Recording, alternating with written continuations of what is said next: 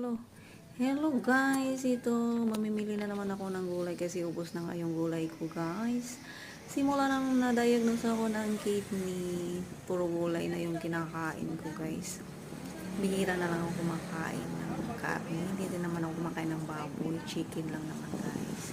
Nahalo-halo ko lang sa gulay at least wala na, hindi na rin ako gumagamit ng magic sarap guys at saka bitchin at saka kung ano-ano dyan na pampasarap, asin, konting asin na lang, yung gano'n na lang.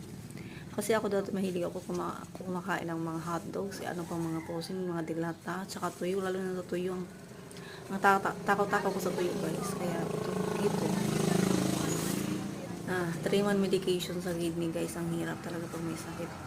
Dami ko na na-take na medicine ba, parang ang sakit pa rin ang lower back ko guys, ang hirap po eh. Kaya dami natin mga anak, intindihin kahit may sakit